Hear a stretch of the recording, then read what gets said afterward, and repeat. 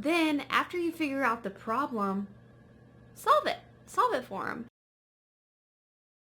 How to create content that creates a following.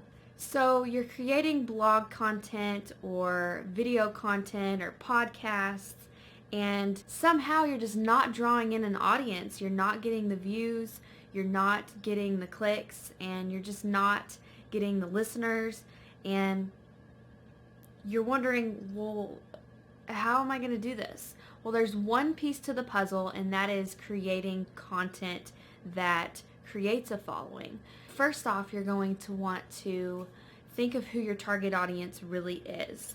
And if you don't know who your target audience is, maybe try to go to a big influencer in your field or in your niche and go to maybe one of their social networks and maybe see what type of followers they have. If they're similar to you and you think that they'd be your type of follower and those are the type of people that you want to read your blog post or listen to your podcast, watch your video, consume your content, then make them your target audience. So once you discover who your target audience is and what types of people that you are trying to reach, then you need to figure out what types of problems they're having or what types of questions they need answered. When you're figuring out what types of problems they're having and they get to your page or they search for it and they find you and you solve that problem for them, then they'll click on your other content that might be a little bit more creative or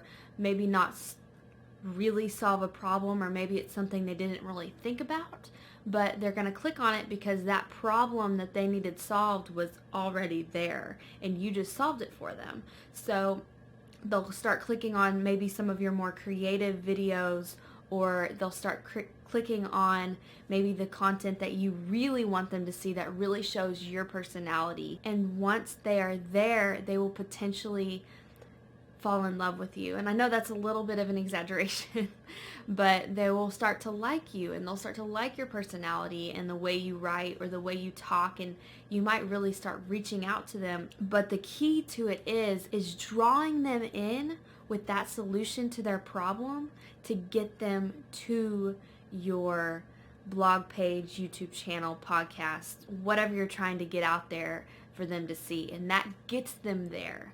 You can still have that creativity in your content. You just have to add in these solutions and this problem solving content to your content schedule. So if you post 3 pieces of content a week, then maybe 2 times a week can be your normal creative content, and then 1 time a week can be this problem solver. Now keep in mind, this is only one piece to the puzzle. You also have to consider SEO and keyword research. You have to consider what times you're posting. You have to consider what your website or your YouTube channel actually looks like. If you're on a YouTube channel, you have to worry about what types of thumbnails you're creating and what's really going to draw them in. You have length of videos, and besides just the platform that you're on, you also have to keep in mind how you're going to get them there. Are you getting them there through social networks? Are you getting them there through email? Just be sure you are solving a solution to their problem that will get them there. They'll start to like you, and then you'll start building your following. All right, that was how to create content that creates a following. If you liked this video, please like it. If you want more social media tips and tricks for your business, please subscribe. I will be posting videos weekly.